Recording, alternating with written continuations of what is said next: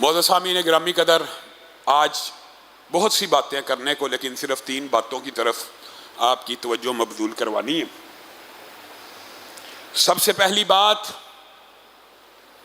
فاطمہ نامی بیٹی جس کی ویڈیو، جس کا کلپ آپ میں سے اکثر لوگوں نے سوشل میڈیا کے اوپر دیکھ لیا ہوگا، یہ کتنا افسوس کا، عبرت کا، ماتم کا، نوحے کا، مرثیے کا مقام ہے کہ ایک 10 سالہ معصوم بچی نام نہاد پیروں کے گھر کے اندر، اور ایک نہیں متعدد بچیاں وہاں پہ آج بھی قید ہیں، وہ بچی ان کے گھر بطور ملازمہ کام کر رہی ہے، اس کو مارا بھی جا رہا ہے، اس کو پیٹا بھی جا رہا ہے، لیکن ظلم اور درندگی کی انتہا ہے کہ 10 سالہ معصوم بچی کی عزت کے ساتھ روزانہ ایک بد کردار پیر جنسی درندگی اور اپنی نفسانی خواہشات کی پیاس بجھاتا ہے، اس بچی کو، اس کے اعضاء اندر سے گلنا سڑنا شروع ہو گئے، اس بدبخت کو رحم اور ترس نہ آیا،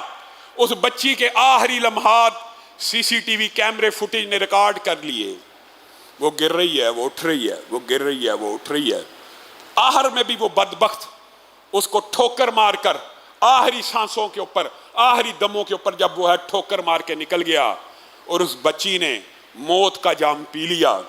وہ ویڈیو آج آپ کے اور میرے اور پورے پاکستان کے منہ کے اوپر ایک تمانچہ ہے۔ کہاں پہ ہم جی رہے ہیں، کہاں پہ ہم بس رہے ہیں؟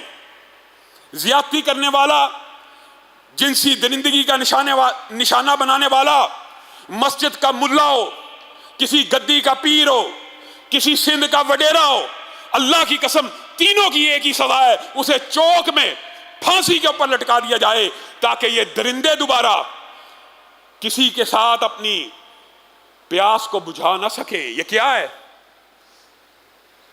اس کے خلاف ہم نے بھی ایک قطرے کی طرح سمجھ لیجئے، چونچ پہ جو چڑیا آگ بجھانے کے لیے قطرہ لے کے آئے، ایک قطرہ شاید ہم نے بھی پھینکا، ہم نے بھی سوشل میڈیا کے اوپر آواز اٹھائی، وہ بدبخت ملعون پیر پکڑا گیا۔ جیسے ہی پکڑا گیا، سندھ کے ڈاکو سندھ کے ڈاکو اس کے دفاع میں کھڑے ہو گئے اور ویڈیو بنانا شروع کر دی، خبردار جو پیروں کے خلاف کسی نے بکواس کی ہم اس کو قتل کر دیں گے۔ انا للہ و انا الیہ راجعون۔ ابھی بھی آپ کی آنکھیں نہیں کھلی؟ میں ابتدا لوگ باتیں کرتے ہیں کہ جناب مدارس میں یہ ہوتا ہے تو وہاں پہ اجازت ہے۔ مدارس کے اندر یہ بد عملی، بد فعلی کرنے والا بھی اسی طرح مجرم ہے جس طرح سندھ کا وڈیرا اور پیر مجرم ہے۔ ہزاروں داسیاں، ہزاروں بیٹیاں ان کی جنسی ہوس کا اور درندگی کا نشانہ بنتی ہیں۔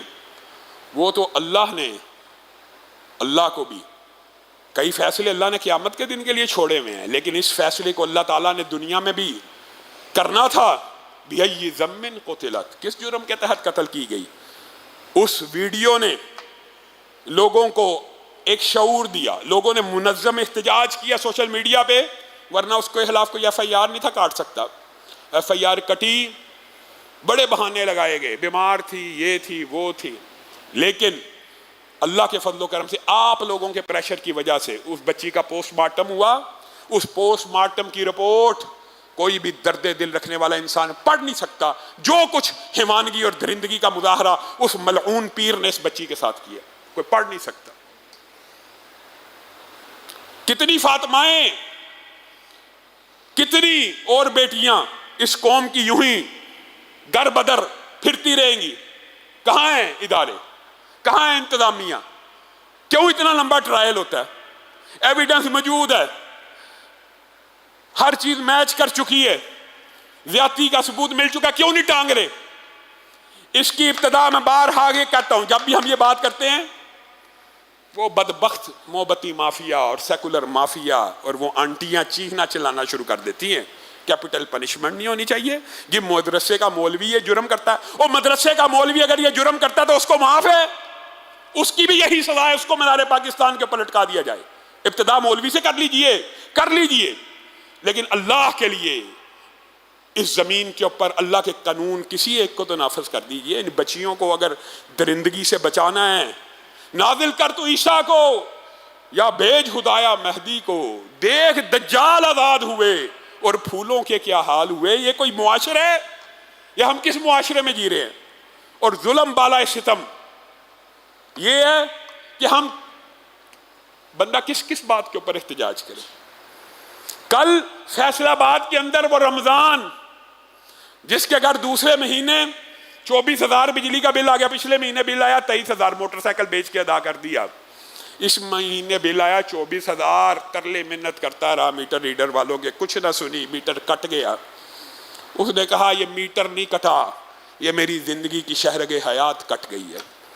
پنکھے کے ساتھ پھندا بنایا اور اس میں جھول کے خودکشی کر لی ہے۔ بتائیے اس قتل کی FIR کس کے خلاف کاٹی جائے گی؟ آپ حضرت عمر کے واقعات سارے حکمرانوں نے رٹے ہوئے ہیں جی، اگر فرات کے کنارے پہ، نیل کے کنارے پہ کتا بھی بھوکا پیاسا مر گیا تو میں عمر ذمہ دار ہوں۔ یہ جو رمضان اور پورا پاکستان خودکشیاں کر رہا ہے مہنگائی کی وجہ سے، یہ ان کی FIR کن کے خلاف کاٹی جائے گی؟ اللہ کا خوف کیجیے، اللہ سے ڈریے۔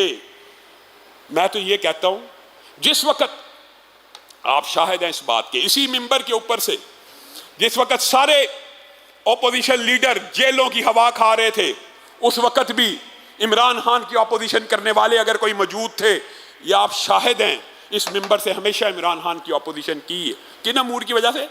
اسلام کے خلاف جو باتیں تھیں ان کی وجہ سے بھی، اور اگر 100 سے 150 اس نے پٹرول کر دیا تھا یا ڈالر 170-80 پہ پہنچ گیا تھا، سب سے زیادہ سزائے احتجاج ان 4 سالوں میں پورا پاکستان گواہ ہے، پوری نون لیگ کی MNAs وزیر جیلوں میں تھے، ہم اپوزیشن کا کردار ادا کر رہے تھے بغیر ڈرے۔ لیکن اب میں سوچتا ہوں تو میں حیران رہ جاتا ہوں، اگر 100 سے 150 پٹرول ہوا تو ہم نے کیسی کیسی تقریریں اور احتجاج کیے، آج 150 سے 300 پہ چلا گیا، آج 150 سے ڈالر 300 کراس کر گیا ہے۔ کیا نون لیگ یہ سمجھتی ہے کہ لوگ اس کو دعائیں دیں گے، ان کو ووٹ دیں گے؟ اللہ کی قسم عوام اتنی بیدار اور پریشان ہو چکی ہے، اتنا تنگ آ چکی ہے کہ آپ کی سوچ نہیں۔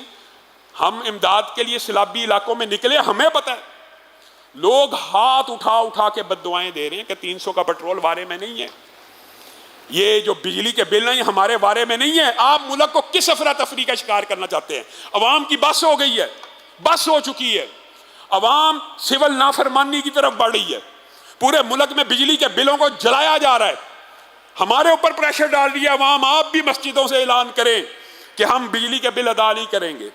آپ حکمرانوں کو یہ بات سوچنی چاہیے، آپ نے یہ وطن اسلام کے نام پہ لیا۔ میں یہ سمجھتا ہوں اس معیشت کی تباہی کے اندر سب سے بڑی جو وجہ یہ آپ نے اللہ کے ساتھ وعدہ توڑا ہے۔ اللہ سے وعدہ یہ کیا تھا نا اسلام آئے گا، اللہ سے وعدہ توڑا اور آپ سمجھتے ہیں معیشت مستحکم ہو جائے گی۔ جنہوں نے نہیں وعدے کیے ان کی معیشتیں ایک الگ معاملہ، آپ نے تو اللہ سے وعدہ کیا تھا۔ اور آپ کی کیا خارجہ پالیسی ہے؟ آپ نے کیسے؟ اچھا عجیب بات یہ ہے کہ اسلامی معیشت کی جو الف با بھی جانتا ہے، ان طالب علموں کو یہ قریب نہیں پھٹکنے دیتے، یہ سسٹم کو سیدھا ہی نہیں کرنا چاہتے، یہ چاہتے ہی نہیں ہیں، یہ چاہتے ہی نہیں ہے کہ سسٹم سیدھا ہو جائے۔ اسلام کا نظام معیشت تو یہ کہتا ہے کہ جتنے کا پٹرول آیا ہے، جتنے کی بجلی پڑتی ہے، جتنے کا پانی پڑتا ہے، جتنے کی گیس پڑتی ہے، یہ اسلامی نظام معیشت کی بنیادی اکائی ہے، اتنے میں عوام کو دیا جائے، عوام سے ان چیزوں پہ پیسہ نہ کمایا جائے۔ بلکہ اسلام اس سے بھی آگے کی بات کرتا ہے، سبسڈی کی۔ آپ ان چیزوں پہ سبسڈی نہیں دیتے تو اللہ کے لیے عوام سے ان 3-4 چیزوں پہ پیسہ مت کمائیں، عوام کو جتنے کا پڑتا ہے اتنے کی دے دیں، پھر عوام آپ کا کارکن بن کے، آپ کا مزدور بن کے، آپ کی ملوں کو، آپ کی فیکٹریوں کو، آپ کے کارخانوں کو، پورے ملک کے اندر کاروبار اور تجارت کو، اگر پڑھتے میں آج بھی آپ یہ فیصلہ کر لیں کہ ہم نے پڑھتے میں عوام کو دینا، تو اللہ کی قسم پورے ملک کی انڈسٹری چل جائے گی، پورے ملک کی تجارت چل جائے گی، زر مبادلہ کے ذخائر آ جائیں گے۔ آپ ان چیزوں پہ کماتے ہیں جو عوام کو سبسیڈائز کر کے دینی تھی۔ چائنا نے ہلکا سا معیشت کا یہ ماڈل اختیار کیا کہ سبسیڈائز کر دیا جائے، آج چائنا کے گھر گھر میں انڈسٹری لگی ہے۔ آپ کبھی چائنا جائیں، جو لوگ جاتے ہیں مجھے بتاتے ہیں کہ لاما صاحب آپ حیران رہ جائیں گے، بجلی اتنی سستی، گیس اتنی سستی، عوام مزید سہولتیں دیتی ہے۔ کس وجہ سے؟ یہ مال بیچیں گے تو زر مبادلہ کہاں آنا ہے؟ چائنا میں ہی آنا ہے۔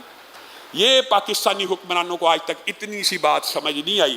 گھر گھر میں گڑیاں بنانے کی فیکٹریاں, گھر گھر میں کھلونے بنانے کی فیکٹریاں. جو لوگ چائنا جاتے ہیں کہتے ہیں چھوٹے چھوٹے گھروں میں بھی انڈسٹری لگی ہوئی ہے.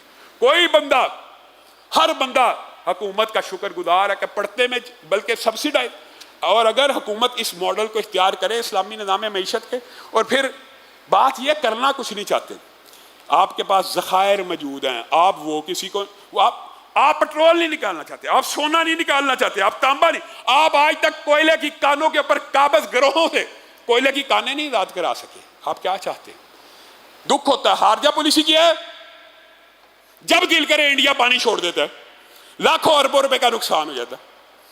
یہ ہماری خارجہ, اتنا ہم ہے جرم ضعیفی کی سزا مرگ مفاجات, اتنے کمزور ہو گئے. ہاں ہو گئے, پھر دکھ ہوتا ہے. بات آئی ہے انڈیا کی, عجیب طرز عمل, آپ حیران رہ جائیں گے سن کے. پورے 3 دن ہو گئے ہیں پاکستان کے سائنسدان, پاکستان کے سیکولر اور پاکستان کی لبرل مافیا انٹرنیٹ کے اوپر, ٹویٹر کے اوپر, فیس بک کے اوپر, واٹس ایپ کے اوپر مولویوں کو گالیاں نکال رہی ہے. کس وجہ سے؟ جی انڈیا چاند پہ پہنچ گیا ہے اور مولوی اس باحث میں اور اس بات میں لگے ہیں کہ ایک دوسرے کے پیچھے نماز ہوتی ہے کہ نہیں ہوتی, عقل پہ کیسے پردہ ہے. اور مولوی نے تجھے روکا چاند پہ جانے سے؟ وہ ایک بہودہ سائنسدان, انڈیا تو چاند پہ پہنچ گیا, وہ صرف پاکستان میں کالم لکھتا ہے. انڈیا تو چاند پہ پہنچ گیا ہے, وہ سارا دن مولویوں کے خلاف بکواس کرتا ہے. انڈیا تو چاند پہ پہنچ گیا ہے, وہ اپنی یونیورسٹی میں صرف ناچ گانے اور بھنگڑے کی محفلیں سے جاتا ہے. چاند پہ انڈیا کو پنڈت نے پہنچایا ہے, امریکہ کو چاند پہ پادری نے پہنچایا ہے, ان کے سائنسدانوں نے پہنچایا ہے. اور پاکستان کے سائنسدان ایک سوئی نہیں بنا سکتے, ایسے بدبخت ہیں. ایک سوئی مولوی نے روکا سوئی بنانے سے, مولوی نے چاند پہ جانے سے روکا. مولوی کا, دینی رہنماؤں کا جو کام ہے اپنی ڈومین میں, شاید اس سے اچھی ڈیوٹی پاکستان میں کوئی طبقہ فکر نہ دے رہا ہو. اصلاح معاشرہ, چوری کے خلاف, کرپشن کے خلاف, جھوٹ کے خلاف, غیبت کے خلاف, اثار, ہمدردی. سیلاب آیا, مولوی کیا کہہ رہا ہے؟ دیکھو جاؤ سیلاب زدہ علاقوں میں, تمہیں نظر آئے گی تو جمعیت اہل حدیث پاکستان نظر آئے گی, تمہیں نظر آئے گی مرکزی مسلم لیگ نظر آئے گی, تمہیں نظر آئے گی جماعت اسلامی نظر آئے گی. مولوی کا جو کردار تھا, مولوی کا جو رول تھا, وہ مولوی پاکستان میں ادا کر رہا ہے. پاکستان کے دینی مدارس بہترین دنیا کے قاری پیدا کاری ہے, پوری دنیا کے بہترین قاری, بہترین علماء. لیکن مولویوں کو بھی اب اس بات کو سوچنا چاہیے کہ سائنسدان بھی اب مولویوں کو پیدا کرنے چاہیے, کیونکہ سیکولر تعلیمی ادارے بدکاری, فحاشی اور یعنی کے علاوہ کچھ پیدا نہیں کر رہے. 75 برس ہو گئے ہیں, آج تک کوئی مولوی حکمران آیا؟ لبرل آیا, سیکولر آیا, جج آیا, جرنیل آیا, سیاستدان آیا.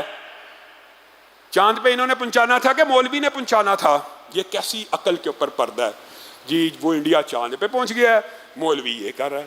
اللہ کے بندو, یہ کیسا فلسفہ ہے؟ یہ اسلام کے خلاف ایک بغض ہے جو ہر روز ہر وقت تمہارے منہ سے اگلتا رہتا ہے. اللہ تعالی ہم سب کی اصلاح فرمائے.